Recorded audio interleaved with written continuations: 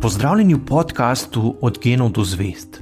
Moje ime je Sašo Dolinc in pripovedoval vam bom zanimive zgodbe iz sveta znanosti.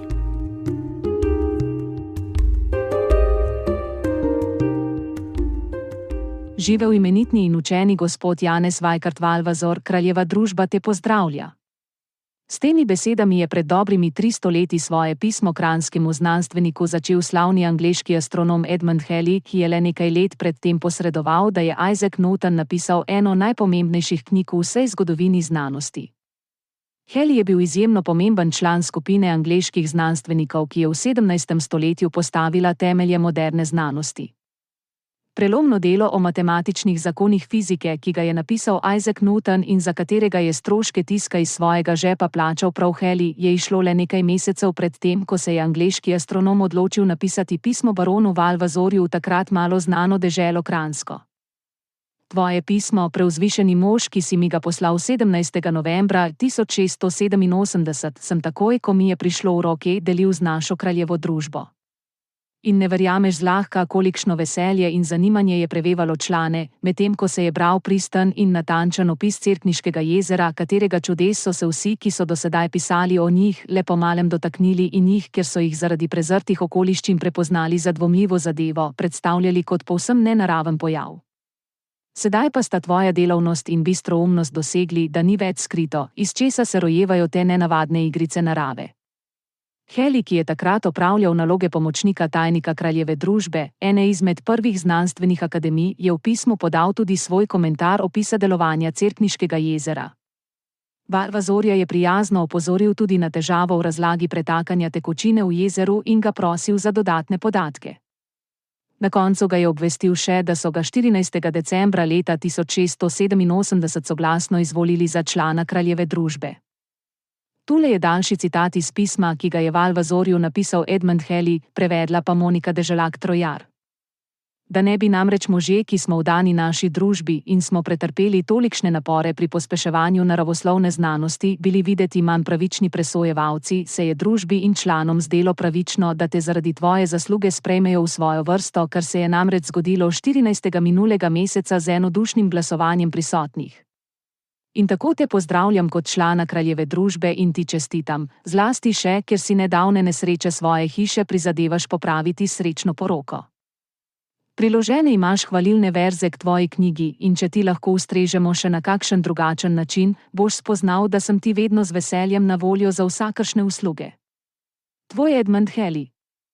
Valvazor je nekaj mesecev pred tem angleške kolege v pismu prosil, če bi mu lahko poslali nekaj verzov, ki bi jih objavil na začetku svoje slave vojvodine Kranjske. Takole je zapisal. Največja milost bi bila zame, ko bi mogel imeti to milost od enega ali drugega ali od več članov kraljeve družbe, kakšno pesem hvalnico za svojo zgoraj navedeno knjigo, da bi se natisnila na začetku knjige, ker so podobne stvari v teh krajih zelo očislih, zato bi mi bila v veliko čast. Pri kraljevi družbi so njegovo prošnjo uslišali, zato so pismu, ki mu ga je poslal Halley, priložili nekaj verzov, vendar jih v slavi vojvodine Kranjske ne najdemo. Zgodovinarji zato sklepajo, da Valvazor verzov ni uporabil, ker pisma uglednega astronoma zaradi nezanesljivosti takratne pošte nikoli ni prejel. Na isti seji kraljeve družbe, ko so Valvazorja imenovali za svojega člana, je Halley napravil tudi poskus, s katerim je na osnovi Valvazorjevega opisa prikazal postopek praznjenja in polnjenja Cerkniškega jezera. Izvleček iz Valvazorjevega poročila o delovanju nenavadnega jezera so objavili tudi v decembrski številki znanstvene revije, ki so jo izdali. Valvazor si je začel s člani kraljeve družbe dopisovati konec leta 1685, ko je v glasilu družbe prebral članek, v katerem je Edward Brown omenjal idrijski rudnik živega srebra in nenavadno Cerkniško jezero, na katerem lahko v enem letu in na enem kraju ribariš, loviš in žanješ. V prvem pismu je izrazil navdušenje, da se učenjaki zanimajo za njegovo domovino Kranjsko in se ponudil, da čudesa svoje dežele bolj natančno opiše. Poleg tega, da se je podrobno predstavil in zaprosil še za članstvo v kraljevi družbi, je sporočil tudi, da je izdelal zemljevide Kranjske in Hrvaške. V korespondenci s tajnikom kraljeve družbe je naslednje leto v London poslal risbe nekaterih mest in gradov ter topografsko karto svoje dežele, hkrati pa se je dogovoril, da bo napisal podroben opis Cerkniškega jezera. V pismih s tajnikom sta razpravljala tudi o čudežnem suhem orehu iz vasi Lokev na Krasu. Tajnik družbe mu je v odgovoru navedel nekaj podobnih primerov iz Anglije. V enem od naslednjih pisem so Valvazorju iz Londona poslali natančna navodila za izvedbo astronomskih opazovanj, da bi lahko določili razliko v geografski širini med Ljubljano in Londonom. Prosili so ga, naj 29. marca izmeri čas, ko se bo Saturn za uro in četrt skril za Luno. Prav tako naj bi 11. maja opazoval sončni mrk in si pri tem beležil čase. Žal Valvazor meritev ni opravil. Morda ga pismo ni doseglo pravočasno ali pa je bil zadržan zaradi tragičnih dogodkov, ki so ga tisto leto doleteli. Tako 17. novembra 1687 v London ni poslal astronomskih meritev, ampak le razpravo o Cerkniškem jezeru. V spremnem pismu je še omenil, da pripravlja obsežno in bogato ilustrirano knjigo o svoji deželi.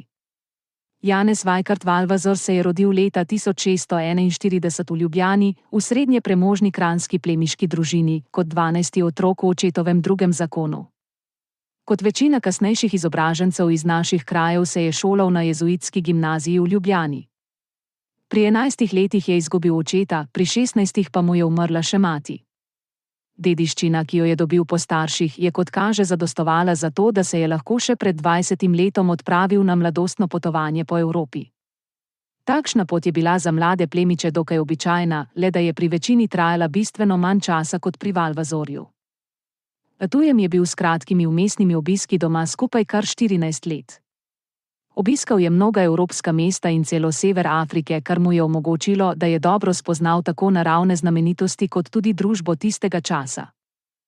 Pridobil si je tudi vojaške veščine, kar mu je kasneje omogočilo, da so ga ob vrnitvi domov jeseni leta 1671 sprejeli v deželno konjenico, za kar je do smrti prejemal tudi dohodek v obliki čakarine.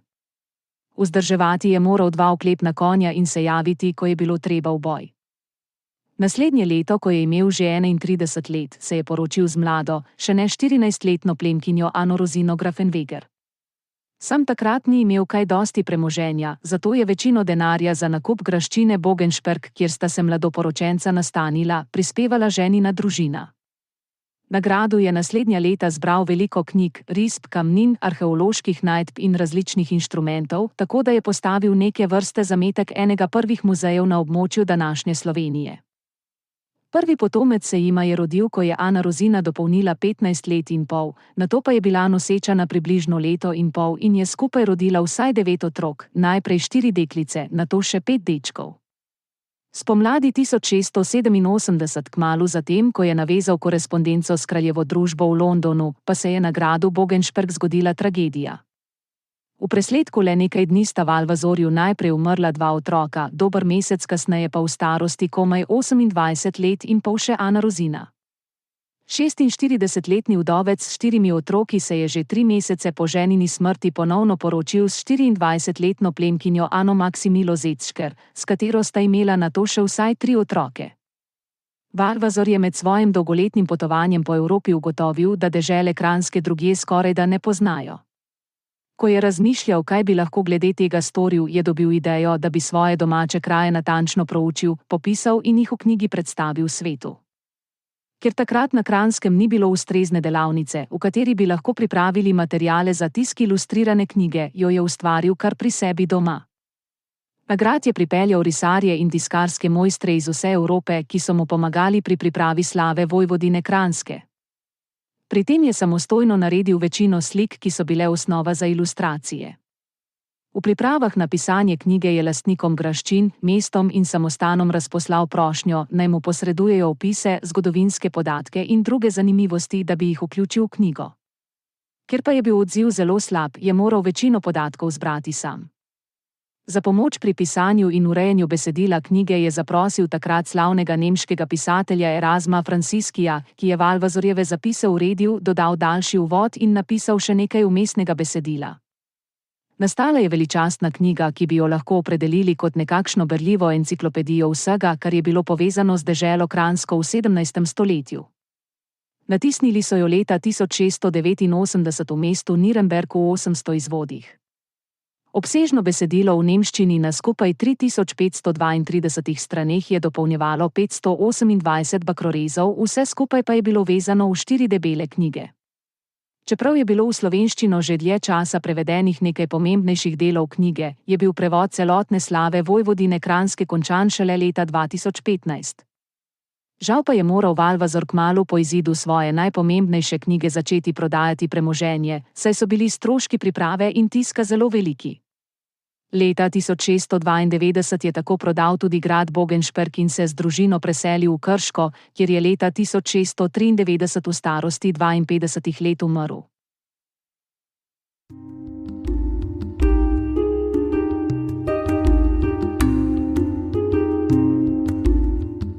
To je bil podcast Od genov do zvezd. Moje ime je Sašo Dolenc in z novo zgodbo se vam oglasim že kmalu.